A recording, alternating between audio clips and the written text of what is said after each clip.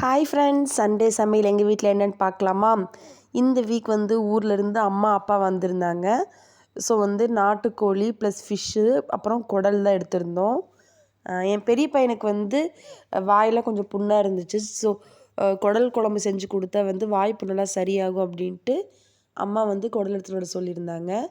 நான் குடல் சாப்பிட மாட்டேன். ஸோ எனக்கடவா ஃபிஷ் ஃப்ரை பண்ணிக்கலாம் அப்படின்ட்டு மசாலாலாம் தடவி வச்சாச்சுங்க. ஹஸ்பண்ட் கொஞ்சம் டயட்டில் இருக்கிறதுனால மட்டை அரிசி தான் சாப்பிடுவார். அம்மா ஊர்லேருந்து கொத்தமல்லி தழை நிறைய எடுத்துகிட்டு வந்திருந்தாங்க. அதில் சூப்பராக ஒரு தொக்கு ரெடி பண்ணியிருந்தாங்க. நானும் சைட் பை சைடு அம்மாவுக்கு கொஞ்சம் ஹெல்ப் பண்ணிவிட்டு சமையல் வேலையெல்லாம் பார்த்துட்ருக்கேன். இந்த பக்கம் குடல் குழம்பு ரெடி ஆகிட்டுருக்கு. இது நல்லா சுண்டி நல்லா ஒரு திக்கான ஒரு கிரேவி மாதிரி வரணும். ஸோ அதுக்கு தான் நல்லா மிக்ஸ் பண்ணி விட்டுட்ருக்கேன். எல்லா சமையல்லாம் முடிச்சுட்டு ஃபேமிலியாக ஒன்றா உட்காந்து சாப்பிட ஆரம்பிச்சிட்டோம். என்னென்ன சமைச்சோன்னு பார்க்கலாமா?